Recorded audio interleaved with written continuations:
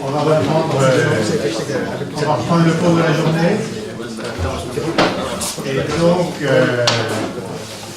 c'est Olivier Cusseau qui va vous faire une conférence sur les biomarqueurs en cancérologie. On a vu ce matin que dans la recherche faite par les chirurgiens en cancérologie, il y a pas mal de biomarqueurs. Donc, c'est un sujet qui me paraissait intéressant. Et Olivier est un des spécialistes des biomarqueurs dans le domaine des cancers urétériaux et un neurologue autonome. Voilà. Donc, Olivier, merci beaucoup d'avoir accepté et je te laisse la parole. Merci. C'est un plaisir, bien sûr, d'être avec vous. Je vais essayer de vous parler des biomarqueurs à travers une partie introductive, un petit peu la vie d'un biomarqueur et comment émerge un biomarqueur. Et puis après, je vous prendrai l'exemple du cancer de la prostate qui a un attrait pour différents biomarqueurs et la réussite de certains. Un biomarqueur, la définition, c'est d'avoir une caractéristique qui en est fait mesurable, qui peut être l'indicateur d'un processus biologique, comme on va le voir, soit normal, soit pathologique, soit une réponse thérapeutique. C'est un domaine qui est en pleine expansion, comme vous pouvez le voir ici. Vous avez le nombre de publications avec leur évolution autour des biomarqueurs en général, et puis un exemple ici qui est donné sur les biomarqueurs associés au cancer de la prostate, qui est une analyse qui est faite par une société qui est financée par Etalab, qui a pris toutes les publications et étudié leur évolution dans le temps depuis les années 80. Évidemment, plus vous voyez la diversité qui augmente, plus sont larges en effet ces petits traits, plus le nombre de publications par biomarqueur est important. Et leur objectif était d'avoir une vision rétrospective, mais aussi d'avoir une projection sur les années à venir de ces biomarqueurs, en essayant de définir quels sont ceux qui ont la chance, avec un modèle à travers leur cinétique dans les publications et l'intérêt des cliniciens, pour en retirer, sur lesquels il peut miser pour l'avenir, puisque vous voyez, ils ont des projections qui vont au-delà de 2020. Tout ça pour dire simplement que ce domaine reste en pleine expansion aujourd'hui, avec une expansion en termes de publication, et puis une expansion en termes de brevets qui, vous voyez, est beaucoup plus modeste. Alors, quand on parle de biomarqueurs, on s'intéresse évidemment à différentes phases de la maladie. En cancérologie, vous connaissez tous cette courbe avec une maladie qui n'existe pas encore, mais pour laquelle on peut avoir potentiellement une susceptibilité, une prédisposition. Une phase dans laquelle la maladie n'est pas détectable par les outils actuels. Une phase qui est ici en jaune, où elle est détectable sans symptômes cliniques, et puis une phase, je veux dire, symptomatique, qui peut aboutir évidemment au décès du patient, avec généralement le moment du diagnostic, un traitement, et puis pour les patients qui ne répondent pas complètement à ce traitement, une rechute, et cette rechute qui peut être traitée de deuxième intention, en deuxième ligne, ou en énième ligne, et malheureusement pour un certain nombre d'entre eux, évidemment le décès au bout de cette évolution, de cette histoire naturelle. Sur ces phases cliniques viennent se placer ces différents biomarqueurs avec la question à laquelle nous allons pouvoir leur attribuer. Est-ce qu'on peut prédire la maladie? Est-ce qu'on peut en faire un diagnostic dans la phase où elle n'est pas détectable cliniquement, ou en tout cas améliorer les outils actuels? Avoir le pronostic de cette maladie, est-ce qu'elle est grave ou est-ce qu'elle n'est pas grave? On aura l'exemple pour le cancer de la prostate. Quel est le suivi après le traitement pour détecter la récidive et la réponse thérapeutique, éventuellement avoir des biomarqueurs pour la toxicité des traitements. Et puis, ce qui est apparu depuis quelques années, qui s'intègre ce qu'on appelle la médecine de stratifié ou théranostique, c'est le développement de tests compagnons pour certains produits, donc ça rejoint les thérapies ciblées. Est-ce qu'on peut avoir un test qui prédit l'efficacité chez les patients qui sont positifs pour ce test d'un traitement particulier et la non-efficacité pour évidemment les patients qui n'en sont pas porteurs. On sait que le cancer de la prostate, c'est une évolution avec l'accumulation d'anomalies moléculaires et génétiques. Et ces différentes phases, elles peuvent aussi être décomposées sur un plan biologique, c'est-à-dire que sur le plan biologique, on va pouvoir retrouver le rôle de ces biomarqueurs à travers l'histoire moléculaire ou naturelle de la maladie, avec la fameuse phase d'initiation, les phases de promotion, la phase ici d'achèvement de la maladie, en particulier de résistance au traitement, avec à chaque fois un certain nombre de profils moléculaires qui peuvent faire l'objet du développement de biomarqueurs et qui vont pouvoir être différents. Alors, quand on parle de biomarqueurs, ça reste évidemment très vaste. Si on s'inscrit dans un modèle un petit peu schématique, quelle peut être la nature de ces biomarqueurs? Ça peut être des biomarqueurs au niveau de l'ADN. On a vu qu'en cancérologie, le cancer est une maladie autre génétique acquise par altération d'anomalies génétiques qui s'accumulent. Évidemment, la transcription de l'ADN, elle passe par les ARN messagers qui vont donner des protéines. Ces protéines, en particulier, vont pouvoir fabriquer des enzymes qui vont modifier le métabolisme. Et il y a un exemple, le métabolisme peut lui-même se subdiviser, peut s'intéresser par exemple à une sous-fraction de métabolites comme les marqueurs volatiles. Alors, dans cette démarche, évidemment, il y a beaucoup de technologies et d'altérations qui peuvent être recherchées et de façon différente. Et on arrive aussi aujourd'hui plutôt à une réflexion en termes de voies signalétiques, puisque, comme vous l'avez compris, tout découle finalement de l'altération primaire et on peut rentrer dans le biomarqueur à travers une de ces étapes. Et on peut très bien avoir découvert d'un biomarqueur ici et se retrouver en aval avec une anomalie protéique qui sera le bon marqueur qu'on va pouvoir utiliser. Donc en fait, cette réflexion en termes de génomique, on va dire, intégrative ou fonctionnelle est devenue de plus en plus importante pour trouver la meilleure cible à travers le réseau, à partir du moment où on a trouvé en effet une voie signalétique, potentiellement un point d'entrée qui peut servir de marqueur pour son développement clinique.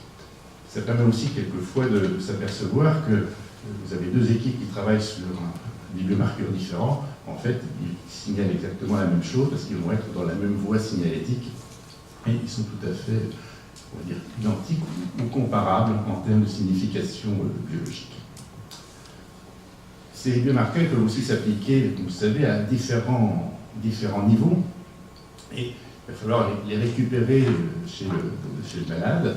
Donc les récupérer, ça peut être directement au niveau du tissu, donc que ce soit à l'échelle de la molécule, un peptide par exemple, de l'acide nucléique, ou l'utilisation évidemment de signatures moléculaires un petit peu plus complexes. Il y a toute une partie qui tourne autour des fluides biologiques, donc évidemment les marqueurs circulants, avec les mêmes éléments, voire les cellules directement qui peuvent être, celles aujourd'hui par exemple, comptées ou isolées, ou sur des fluides biologiques différents du sang, en particulier pour l'urologie, sur le développement de tests au niveau des urines, soit pour les tumeurs du rein, les tumeurs urothéliales, voire même les tumeurs de la prostate, en récupérant les sécrétions prostatiques. Et on va pouvoir bien sûr tester sur ces différents modèles les marqueurs candidats ou potentiels. De plus en plus, cette évolution et cette recherche sur les biomarqueurs, elle se fait plus sur un seul biomarqueur, mais on évolue vers des signatures, sur des combinaisons de marqueurs, et ça en particulier grâce au développement de la bioinformatique et de l'intégration des données, avec sur le plan des tumeurs, des classifications qui apparaissent, soit simplement pour séparer des sous-types par rapport à l'histologie, une taxonomie en fait des tumeurs, soit pour leur pronostic, soit pour définir, comme on le verra, des indications thérapeutiques. Il n'y a pas forcément de superposition en fait entre ces différentes classifications. Il y a des classifications taxonomiques qui montrent qu'il y a différents cancers, mais pour l'instant, on n'a pas montré que c'est un pronostic différent ou un intérêt thérapeutique. Il en est de même pour le pronostic ou pour le thérapeutique. Et puis, cet attrait d'utiliser différents marqueurs dans des modèles associés à l'intelligence artificielle augmente aussi en soi les performances. Vous avez ici un exemple qui utilise en fait, du screening, du dépistage de cancer, différents marqueurs qui, à titre individuel, n'ont pas une grande valeur, qui sont aujourd'hui n'ont pas d'indication, qui sont particuliers. Ici, vous me voyez la phytoprotéine, la CE, le CYP21, le PSA, le squamous et le carcinoma. Tout le monde sait qu'en échelle et en détection de la population, ça n'a pas d'intérêt. Toutefois, si vous recherchez une signature avec une combinaison en fait, de ces différents marqueurs, vous voyez que vous arrivez à avoir des performances qui vont augmenter. Donc, cette évolution vers les signatures et l'utilisation de combinaisons de marqueurs est aujourd'hui dans, on pourrait dire, l'ère du temps pour ce type de recherche. Alors, comment évolue la vie d'un biomarqueur? Il passe, vous voyez, par une étape de recherche et de développement qui va de la découverte à la validation. Quand on s'intéresse à cette découverte et validation, généralement on part d'un petit nombre d'échantillons qui vont être analysés de façon différentielle entre, on va rechercher soit du normal versus du tumoral, soit du répondeur versus du non-répondeur, avec une échelle généralement de 1 à 100. Pour les marqueurs en pathologie, on est plutôt entre 10 en découverte versus 1000 pour la validation. Quand on s'intéresse à des marqueurs en termes de screening de population ou de génétique, on part généralement de groupes de milliers d'individus au départ et il faut le valider sur plusieurs 100 000 à peu près par groupe de patients. Une fois que cette phase de validation vérifiée ici et appliquée, il va falloir passer à l'évaluation clinique. Et cette validation clinique, elle va pouvoir être faite de différentes manières. Alors vous avez ici un exemple qui est celui de la racémase qui permet le diagnostic en fait histopathologique qui est une aide pour le pathologiste pour définir le cancer de la prostate pour des petites lésions. Ce papier résume assez bien l'histoire de cette découverte avec, vous voyez, une comparaison en fait des ARN messagers entre du tissu normal et du tissu cancéreux, la validation des cibles et puis le développement ensuite d'anticorps avec la validation et la pratique clinique qui est faite pour le diagnostic de ces différents stades de la maladie à l'échelle microscopique. Pour l'évaluer cliniquement, et que le test puisse évidemment être, on va dire, une chance d'être commercialisé ou utile, être reconnu pour son utilité, il faut bien sûr une phase de validité analytique. Donc, on est plutôt là dans le domaine du laboratoire, on est in vitro. C'est l'exactitude, est-ce que c'est reproductible, robuste, avec des points qui ne sont pas aberrants. Et puis, une phase qui nous intéresse en tant qu'initien, qui est la validité clinique, qui est la première phase pour un biomarqueur, qui est sa précision avec les fameux paramètres de sensibilité, spécificité ou valeur prédictive, séparer de façon efficace la population contrôle de la population pathologique que l'on cherche à identifier. Et puis une phase d'utilité clinique, qui est celle qui est aujourd'hui réclamée par les autorités de santé. Est-ce que ce biomarqueur a vraiment un impact sur l'amélioration de la prise en charge des patients pour le diagnostic ou pour la décision thérapeutique? Alors, cette validité clinique, je vous ai remis cette diapositive. Généralement, on réalise ce type de protocole dans la validation. Ceux qui s'intéressent à des marqueurs ont utilisé ces paramètres, sensibilité et spécificité, la fameuse courbe ROC, avec un point qui est très important sur lequel on reviendra tout à l'heure, c'est que les valeurs prédictives, pour les calculer, ça tient compte de la prévalence de la maladie. Donc ça, c'est un point sur lequel on viendra, en particulier pour le cancer de la prostate. Ça peut avoir son importance, même pour améliorer en fait la performance des tests. Et puis l'utilité clinique, elle doit passer par des phases pour montrer l'impact pour la prise en charge des patients par des études qui doivent être randomisées. Si ce ne sont pas des études randomisées, on se place dans des situations en fait de biais. Un des biais, par exemple, le plus connu, c'est l'effet Will-Rogers. Je ne sais pas si vous connaissez cet effet. Will-Rogers, c'était un comique des 1930 aux États-Unis qui avait montré en fait que pour la population de l'Oklahoma, qui était considérée comme une élite en termes d'intelligence avec un quotient intellectuel élevé, toujours en Oklahoma, des gens plus pauvres qui étaient les paysans, qui étaient considérés comme moins intelligents, mais toutefois beaucoup plus intelligents que les Californiens. Et ils avaient suggéré de déplacer donc, les moins intelligents, évidemment, de l'Oklahoma, les paysans, pour les envoyer en Californie.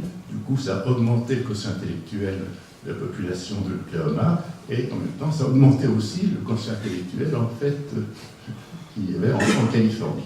On peut avoir exactement le même effet avec un biomarqueur, en restratifiant la population en déplaçant, en affinant la prédiction, par exemple, de la survie. Vous retirez, en fait, et améliorez donc la survie dans un sous-groupe en retirant grâce au biomarqueur des patients un peu plus graves, mais ils sont quand même un peu moins graves du groupe plus grave qui était considéré avant, et vous augmentez ainsi artificiellement la survie. D'où l'intérêt d'avoir en fait ces études pour l'unité clinique qui soient randomisées pour pouvoir les comparer.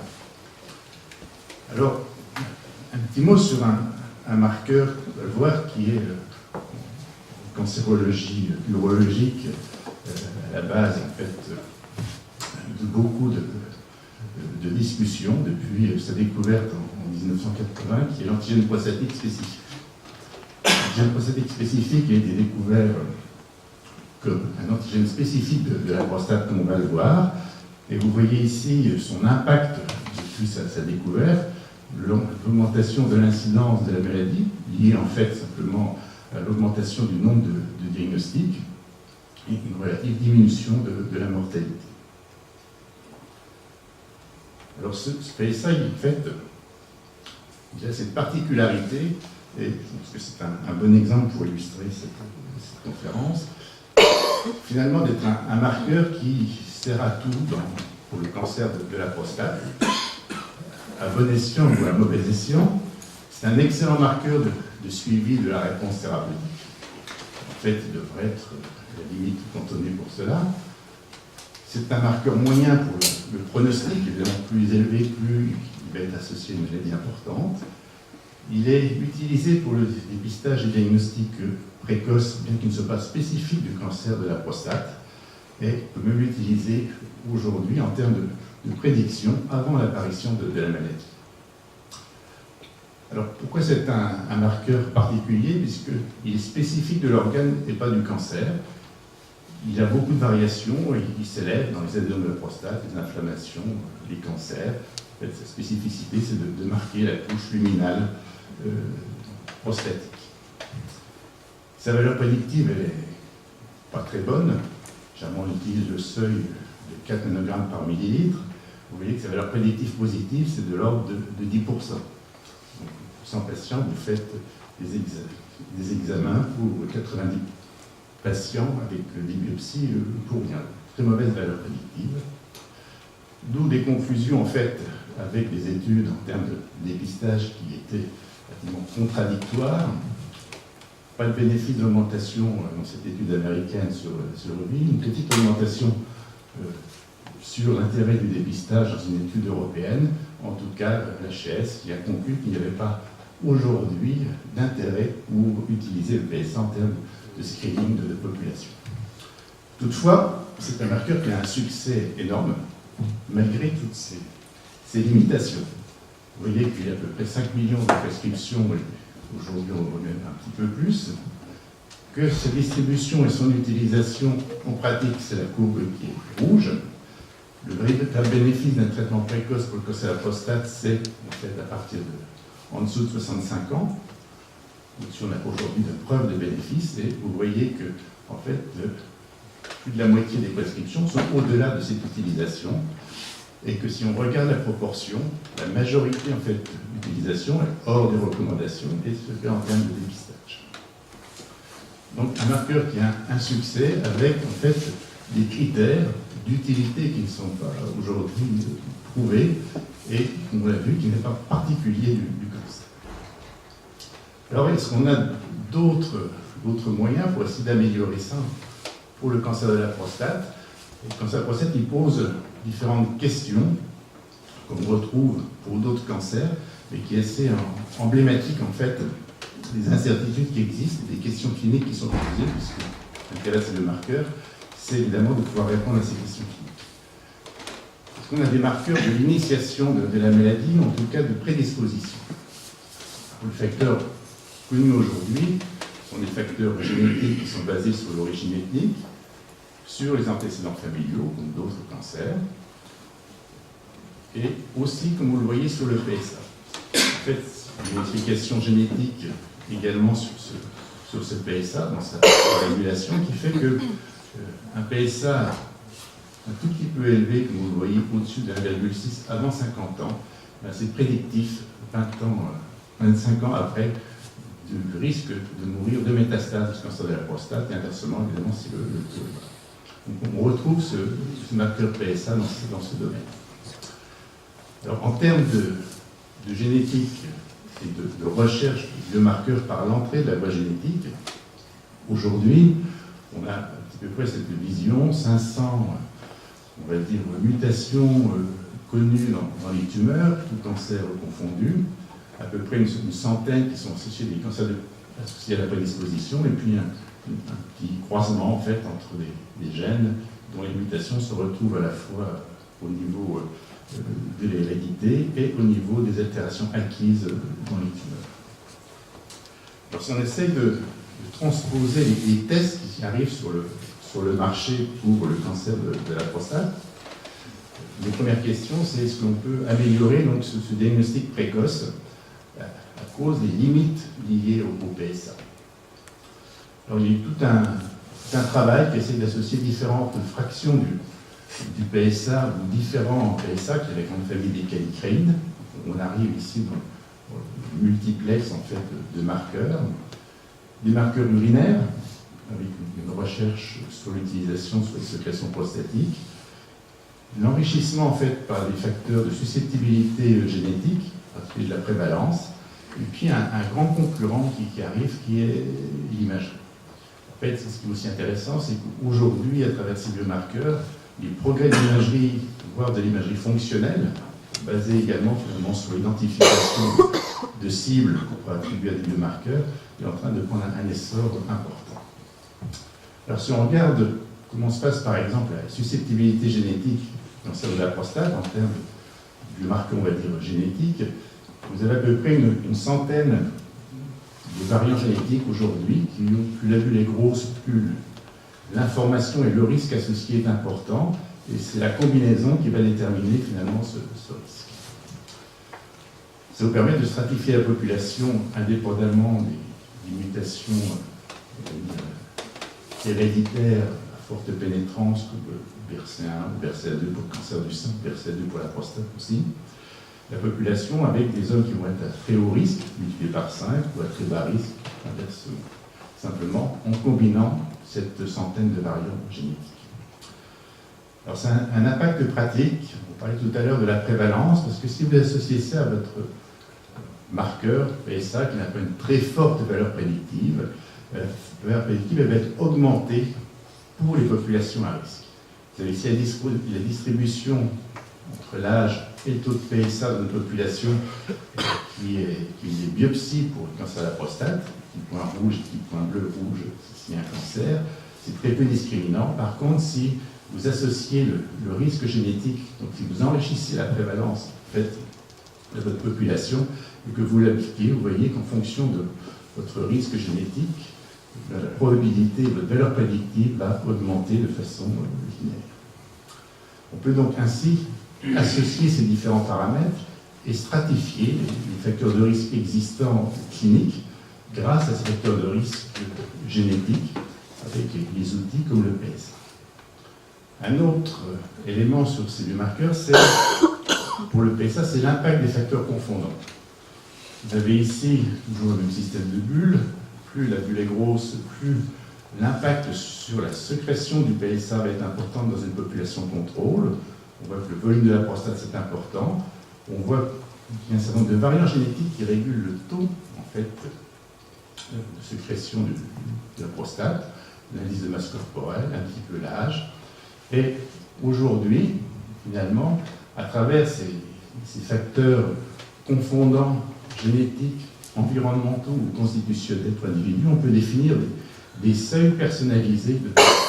C'est vrai que dire que le taux d'un biomarqueur normal ou anormal pour le PSA, par exemple, à 4, c'est aussi stupide que de dire la bonne taille pour tout le monde, c'est 1m75. En fait, il faut tenir compte de ces facteurs pour définir des seuils personnalisés, en fait, pour un biomarqueur, puisqu'il y a une variabilité liée à des facteurs d'environnement ou à des facteurs génétiques pour l'ensemble de ces biomarqueurs. C'est vrai pour le PSA, c'est vrai pour d'autres biomarqueurs comme la CRP, par exemple. Donc on peut aujourd'hui, en fait, intégrer dans cette approche de biomarqueurs une analyse qui va prendre en compte ces différents éléments. Votre taux de PSA avec sa variabilité génétique, la prévalence du groupe auquel vous appliquez ce dosage, avec des facteurs héréditaires ou également génétiques, des facteurs confondants qui régulent le PSA, le volume de la prostate ou des facteurs hormonaux, et vous améliorez ainsi de façon nette la valeur prédictive de votre test grâce à ces modèles qui intègrent à la fois des données cliniques ou des données génétiques ou environnementales. Alors, si on s'intéresse maintenant à la deuxième partie de notre maladie, qui est le diagnostic, et est-ce qu'on peut définir une stratégie sur le pronostic et des biomarqueurs associés au pronostic cette maladie. Alors, pour observer la prostate, en fait, on considère qu'il y a trois catégories, un faible risque, un risque intermédiaire et un haut risque, avec la survie sans progression, qui utilisent, comme vous voyez, des critères histologiques, cliniques, qui sont le stade TNM, et puis notre taux du PSA, dont on a vu également sa variabilité. Alors c'est très perturbant pour le cancer de la prostate, c'est aussi pour ça que c'est emblématique. On a vu la problématique sur le dépistage, la problématique du traitement, elle est là aussi. C'est-à-dire qu'aujourd'hui, si vous prenez les seules études randomisées qui ont comparé le traitement précoce du cancer de la prostate par chirurgie ou radiothérapie, il y a 3 études au New England, qui montrent qu'in fine, il n'y a quasiment pas de différence pour des stades localisés entre les patients traités ou les patients qui ne sont pas traités de première intention, avec à 15 ans, voire 20 ans, à peu près 20% de patients qui vont décéder. Ça veut dire qu'il y a à peu près 80% de patients qui meurent d'autre chose et qui sont surtraités. Et il n'y a pas de différence aussi parce que le traitement n'a pas changé l'histoire naturelle de la maladie. Donc ça, c'est assez perturbant. Ça veut dire qu'au départ, on classifie mal en fait, ces patients. On est incapable aujourd'hui de savoir ceux en fait, qui vont progresser, ceux qui ne vont pas progresser, et que quand on les traite, même au début, finalement, on ne fait pas le bon traitement parce qu'on n'a pas identifié en fait, la bonne cible. Donc on retombe sur nos mêmes marqueurs, toujours le PSA avec ses sous-fractions, des marqueurs urinaires ou des marqueurs tissulaires qui aujourd'hui font leur émergence en grande concurrence en fait avec l'imagerie fonctionnelle. Le but, comme toujours, ça va être de restratifier de façon donc indépendante nos critères anatomo-cliniques. Alors, ce qui se passe pour ce cancer comme pour d'autres, c'est qu'en tout cas, un certain nombre de clones tumoraux sont à l'origine en fait des clones qui vont entraîner la mort du patient. Le but est d'essayer d'identifier évidemment dans la tumeur, par ces marqueurs, quels sont ces clones qui ont un risque évolutif, métastatique et bien sûr de mortalité. Alors si on regarde ces anomalies génétiques, ici simplement on regarde le nombre d'altérations en termes de copy number, de délétion ou de gain chromosomique, par rapport à la classification habituelle histologique des cancers de la prostate. On s'aperçoit que le groupe qui a très bon pronostic, ici, il est en fait pour environ 40% mal classé, et on pense que c'est une maladie qui est plus grave alors qu'elle ne va pas progresser, et que pour le groupe qui a très mauvais pronostic, en fait, il y a quand même 40% de patients que l'on pensait à bon pronostic alors qu'ils vont avoir une très mauvaise évolution. Et cette recherche d'anomalies moléculaires va avoir, en tout cas le bénéfice de façon indépendante, de pouvoir reclassifier ces patients en termes de pronostic. Alors oui, il a fallu un certain temps, et sur cette base, aujourd'hui, un certain nombre de marqueurs, comme pour le cancer du sein que vous connaissez tous, la prostate est toujours un petit peu en retard, arrivent sur le marché et est basé sur des signatures moléculaires qui sont capables de prédire la mortalité à long terme, pour essayer d'éviter en tout cas le surtraitement des patients, surtraitement puisqu'on sait qu'il y en a un grand nombre, en tout cas 60% qui probablement aujourd'hui diagnostiqués à faible risque ne vont pas progresser, mais que dans ces faibles risques, si on ne les traite pas, il y en a quand même qui vont être morts. Donc il faut que stratifie en fait cette population grâce à ce type de marqueurs qui sont des signatures. Celui-ci qui est un exemple qui est basé, comme vous voyez, sur 31 gènes impliqués dans le cycle cellulaire qui sont réalisables sur des biopsies.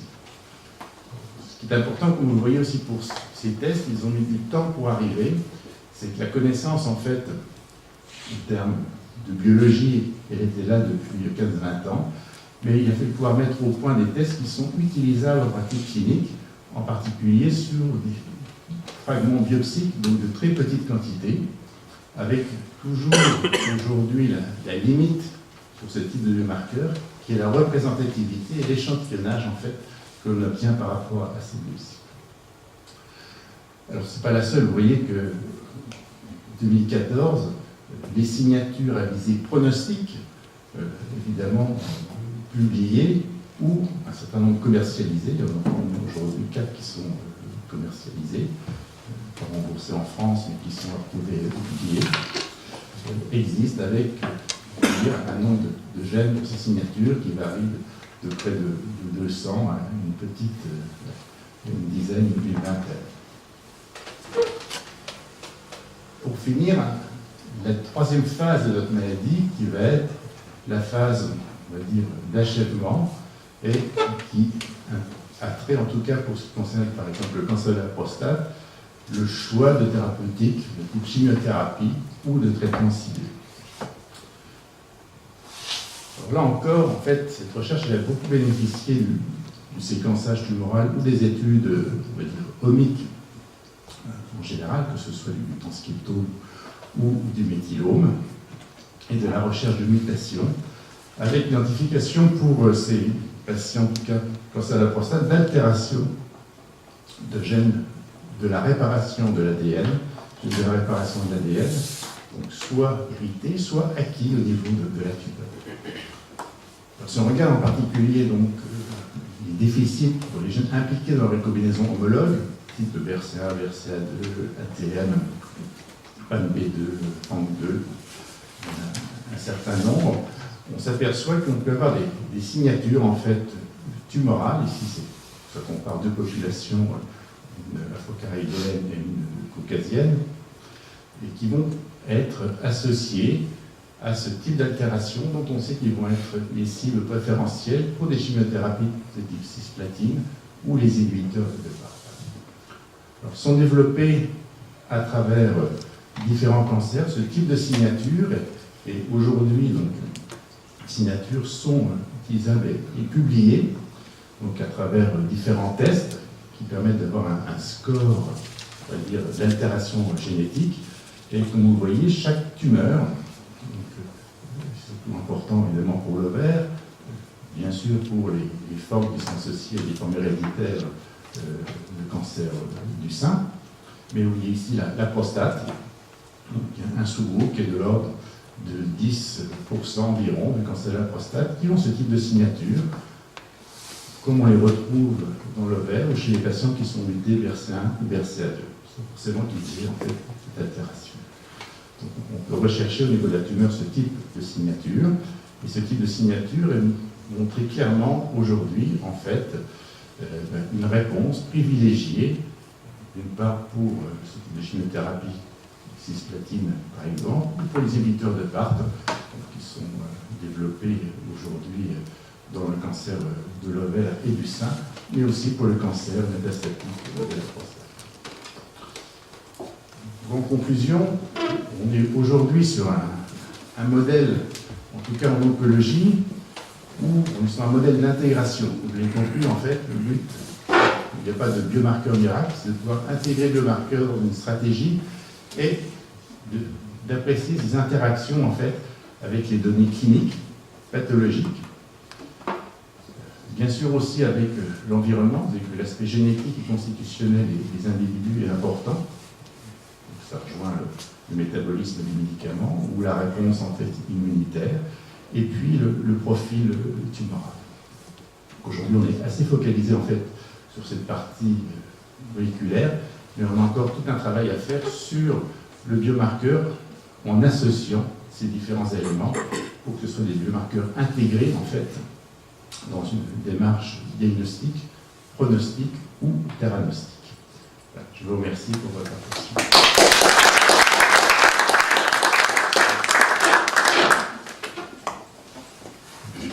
Merci Olivier. Conférence très claire, il apprécie beaucoup sur les biomarqueurs. Est-ce que vous avez des questions?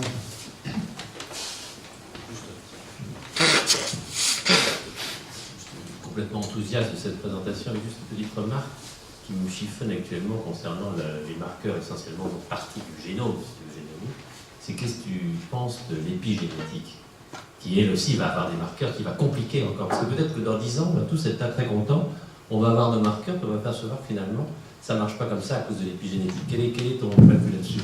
Alors, en fait, je vous explique, mais l'épigénétique, elle est intégrée.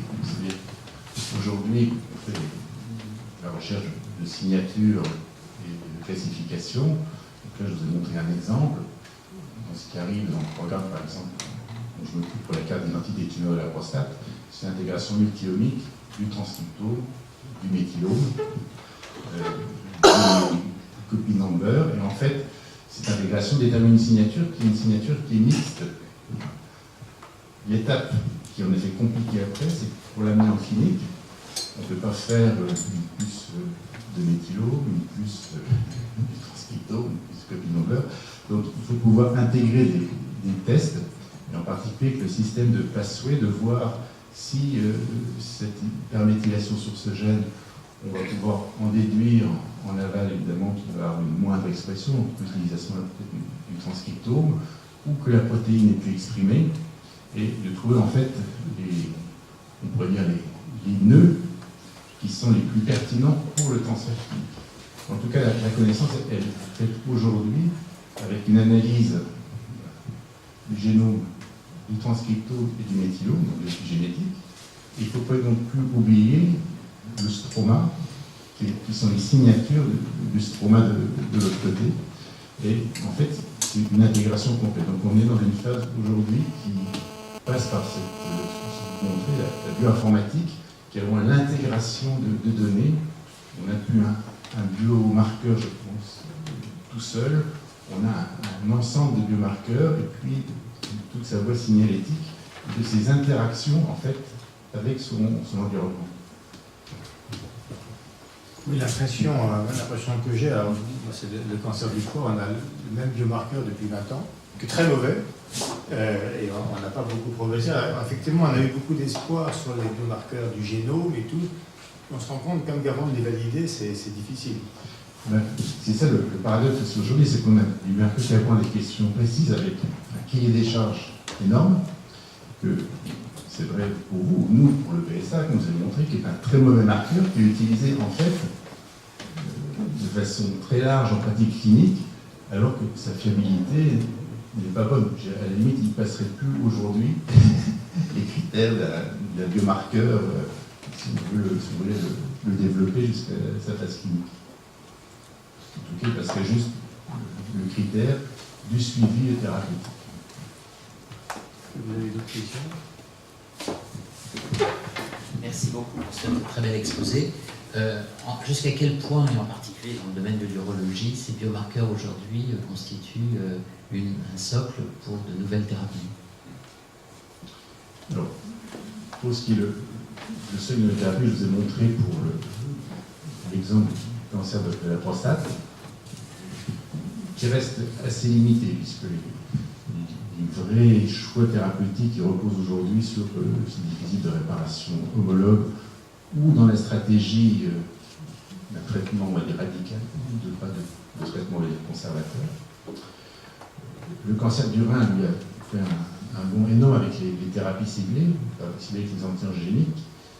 Ils sont quand même issus, en fait, là, dans l'histoire de la découverte du gène VHL, de la méthylphénidylphénidine d'eau, de l'angiogénèse qui était associé et qui a fait pour le VGF développer des thérapies ciblées, avec aujourd'hui les VGF, l'inhibition, il y a mTOR, avec un nombre très important de molécules.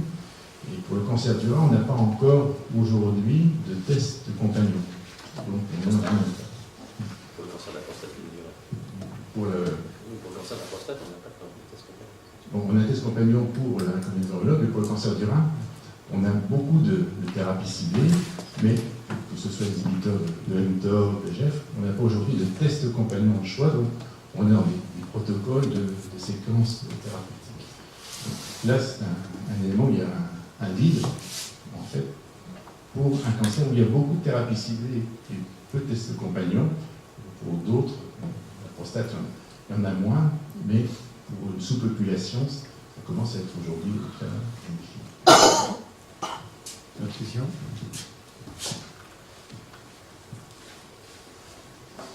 Si quelqu'un, on a vu ce matin des gens qui travaillent sur des biomarqueurs, on voit que le but est très long à atteindre.